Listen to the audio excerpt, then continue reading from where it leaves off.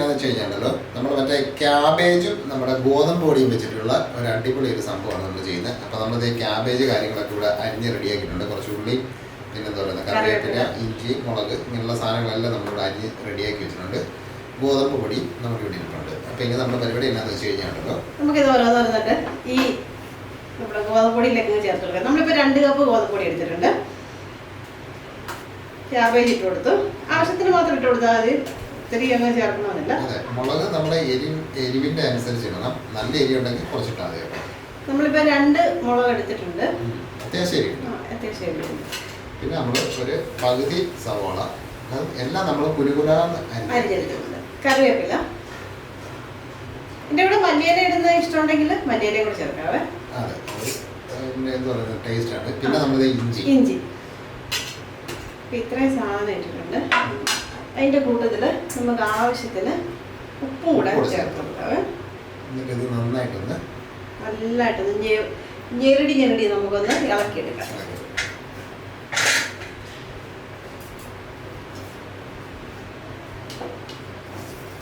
ഇത് ആദ്യം നന്നായിട്ടൊന്ന് മിക്സ് ചെയ്തിട്ട് നമുക്ക് നമ്മൾ കുറേശ്ശെ വെള്ളം ഒഴിച്ചിട്ട് ഇത് നന്നായിട്ടൊന്ന് എന്താ പറയുക മിക്സ് ചെയ്തെടുക്കാം. അപ്പം ഇതൊന്ന് ഇനി നമുക്ക് വെള്ളം ഒഴിച്ച് മിക്സ് ചെയ്തെടുക്കാവേ. ഉപ്പൊക്കെ വേണമെങ്കിൽ കൂടുതൽ ചേർത്ത് കൊടുക്കുക കേട്ടോ. അതെ, അത് ആവശ്യത്തിന്, ഓരോരുത്തരുടെ ആവശ്യത്തിനനുസരിച്ച് ഉപ്പൊക്കെ നമുക്ക് ചേർക്കാം. അപ്പോൾ അതായത് നമ്മളിതിന് വെള്ളം ഒഴിച്ച് നന്നായിട്ടൊന്ന് മിക്സ് ചെയ്യും. അപ്പോൾ നമുക്കിത് നല്ലൊരു മിക്സ് ആക്കിയിട്ട് നമുക്കിനി കാണാവേ. അപ്പോൾ ഉള്ളത് നമ്മുടെ മാവ് നന്നായിട്ട് മിക്സ് ചെയ്തെടുത്തിട്ടുണ്ട്. അപ്പോൾ ഇനി നമുക്ക് ഇതിനകത്തൊരു സ്വല്പം മഞ്ഞപ്പൊടി കൂടെ നമുക്ക് ചേർത്ത് കൊടുക്കാം. ഇത് വളരെ ഓപ്ഷണലാണ്. കളറൊക്കെ വേണമെങ്കിൽ മാത്രം ചേർത്താൽ മതി, ഇല്ലെങ്കിൽ മഞ്ഞപ്പൊടി ഇല്ലാതാണെങ്കിലും കുഴപ്പമില്ല കേട്ടോ. നന്നായിട്ടൊന്ന് ഇളക്കി യോജിപ്പിക്കണം. അപ്പോൾ ഈ സമയത്തുണ്ടല്ലോ ഉപ്പൊന്നും കൂടെ ഒന്ന് ശ്രദ്ധിച്ചോണം. ഉപ്പ് വേണോ വേണ്ടെന്നുള്ളത് നമ്മളൊന്ന് വയ്ക്കുള്ളതാണ്. അപ്പോൾ അതേ നമ്മുടെ മാവ് നല്ല സമയം ഉണ്ടെങ്കിൽ ഒരു 10 മിനിറ്റ് ഒന്ന് റെസ്റ്റ് ചെയ്യാൻ വെക്കുക. സമയമില്ലെങ്കിൽ അങ്ങനെ തന്നെ നമുക്ക് റെഡിയാക്കി. അപ്പോൾ ഇത് നമുക്ക് എന്താ പറയുന്നത്, രാവിലെ ആണെങ്കിലും വൈകുന്നേരം ആണെങ്കിലും നല്ല അടിപൊളി ഒരു സംഭവം. ഇതിൻ്റെ കൂടെ വേറെ കറി ഒന്നും ഇല്ലെങ്കിലും ഓക്കെ. അപ്പോൾ ഇനി നമുക്ക് ഇതൊരു 10 മിനിറ്റ് നമുക്കൊന്ന് റെസ്റ്റ് ചെയ്യാൻ പറ്റും. എന്നിട്ട് നമുക്ക് ബാക്കി പണിയാം. അപ്പോൾ നമ്മുടെ മാവ് കാര്യങ്ങളല്ലാതെ നല്ല അടിപൊളിയായിട്ട് ഒരു 10 മിനിറ്റ് നമ്മൾ റെസ്റ്റിനൊക്കെ വെച്ച് നല്ല അടിപൊളിയായിട്ട് റെഡിയാക്കിയിട്ടുണ്ട്. അപ്പോൾ അതായത് നമ്മുടെ ദോശക്കല്ലിലൂടെ ഏകദേശം ചൂടായി വന്നിട്ടുണ്ട്. അപ്പോൾ ഇനി നമുക്ക് ഇതിലോട്ട് എണ്ണ തേക്കുക. നോൺ സ്റ്റിക്ക് പാനൊക്കെ ആണെങ്കിൽ എണ്ണയൊന്നും ഇല്ലെങ്കിലും ഓക്കെയാണ്. സാധാ ദോശക്കല്ലായതൊക്കെ എണ്ണ തേച്ചാൽ പറ്റും. പരമ്പരാഗതമായ ദോശക്കല്ലാണ് സംഭവം. ഇപ്പോൾ അത്യാവശ്യം നന്നായിട്ട് ചൂടായിട്ടുണ്ട്. അപ്പോൾ ഇനി ചെയ്യേണ്ടത് എന്താണെന്ന് വെച്ച് കഴിഞ്ഞാൽ ഇതങ്ങോട്ട് കോരി ഒഴിച്ചിട്ട് ഇളക്കിയിട്ട് ഒഴിക്കണേ. നമ്മൾ കുറച്ച് സാധനങ്ങളൊക്കെ ചേർത്തത് കൊണ്ട് അതൊക്കെ എല്ലായിടത്തും ഒന്ന് എത്താൻ വേണ്ടിയിട്ട്, അല്ലെങ്കിൽ പിന്നെ അടിയിലായി പോകും. അപ്പം ലാസ്റ്റ് ഒഴിക്കുന്ന ദോശയ്ക്ക് മാത്രമേ ഇത് കിട്ടത്തുള്ളൂ. അപ്പം നമുക്കിത് നന്നായിട്ടൊന്ന് പരത്തിയെടുക്കാതെ എന്നിട്ട് ഇത് തിരിച്ച് മറിച്ച് വിട്ട് നന്നായിട്ടൊന്ന് നമുക്ക് എന്താ പറയുന്നത് ചുട്ടെടുക്കാം. അതാണ് നമ്മുടെ പരിപാടി. അപ്പോൾ ഇനി ഇത് നിന്ന് ചെറിയ തീയിൽ നമുക്കൊന്ന് ചുട്ടെടുക്കാം.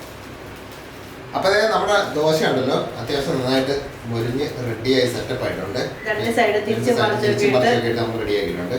അപ്പോൾ ഇനി നമുക്കിത് കോരിയെടുക്കാം. എന്നിട്ട് ഇനി ഇതുപോലെ തന്നെ നമുക്കിത് ബാക്കിയെല്ലാം നമുക്കിതുപോലെ ചെയ്തെടുക്കാം. പിന്നെ നമുക്ക് കുറച്ച് എണ്ണ അങ്ങോട്ട് എണ്ണ തേക്കണ്ടാത്ത പാത്രമാണെന്നുണ്ടെങ്കിൽ അതെ, ഇല്ലെന്നുണ്ടെങ്കിൽ നമ്മുടെ പരമ്പരാഗത എന്താ പറയുക ദോശക്കല്ലാണെങ്കിൽ ഇച്ചിരി എണ്ണയൊക്കെ തേച്ചാൽ കാര്യങ്ങളൊക്കെ നടക്കുന്നുണ്ട്. അല്ലേ 2-3 ദോശ ഉണ്ടാക്കി കഴിയുമ്പോൾ പിന്നെ അവിടെ ഒട്ടിപ്പിടിച്ചിരിക്കും. ആദ്യത്തേക്ക് ഇളകി വരും, കാരണം നമ്മൾ എന്നും ദോശ ഉണ്ടാക്കുമ്പോൾ അത് ഇളകി വരും. പക്ഷെ അത് കഴിയുമ്പോൾ പിന്നെ അത് ഒട്ടിപ്പിടിക്കും. അത് നമ്മുടെ അടുത്തത് ഒഴിച്ചിട്ടുണ്ട്.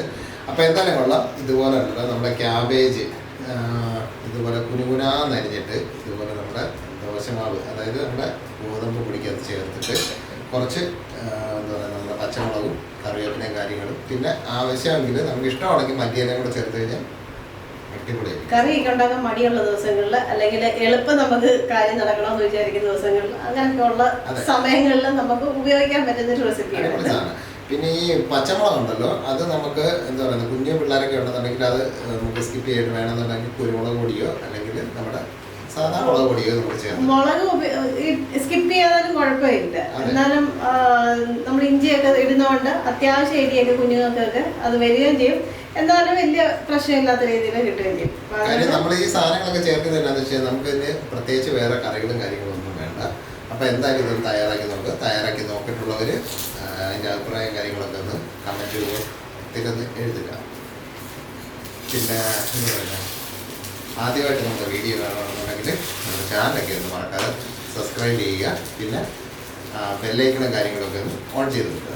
അപ്പോൾ നമ്മൾ വീഡിയോ എടുക്കുമ്പോഴത്തേക്ക് അടുത്ത നോട്ടിഫിക്കേഷനും കാര്യങ്ങളൊക്കെ നമുക്ക് കിട്ടും. അപ്പോൾ എന്തായാലും ഉറപ്പായിട്ട് ഇത് ചെയ്ത് നോക്കണം കേട്ടോ. അടിപൊളി എന്ന് പറഞ്ഞാൽ അടിപൊളി ടേസ്റ്റാണ് സംഭവം. അപ്പോൾ നമുക്കിത് ചുരുട്ടി ആ രീതിയിൽ തന്നെ കഴിക്കാം. അല്ലെങ്കിൽ ഇതിൻ്റെ മണ്ടയ്ക്ക് വേണമെങ്കിൽ ഇച്ചിരി ജാമോ സോസോ ഹെർഷീസിൻ്റെ ഒക്കെ ഇതൊക്കെ ഇല്ലേ, ചോക്ലേറ്റ് സിറപ്പൊക്കെ ഇല്ലേ, അതൊക്കെ വേണമെങ്കിൽ ഒഴിച്ച് അങ്ങനെ വേണമെങ്കിൽ കഴിക്കാം. അപ്പോൾ എന്തായാലും തയ്യാറാക്കി നോക്കുക, അഭിപ്രായം പറയുക. അപ്പോൾ അത്രയൊക്കെ ഉള്ളൂ. അപ്പോൾ അടുത്ത ഒരു നല്ല അടിപൊളി റെസിപ്പി ആയിട്ട് നമുക്ക് നാളെ തന്നെ കാണാം. അപ്പോൾ എല്ലാവർക്കും തൽക്കാലത്തേക്ക് by.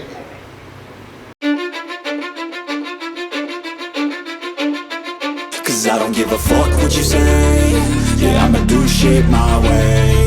So you can go kick rocks, I'ma stack bricks up, build what I want to make.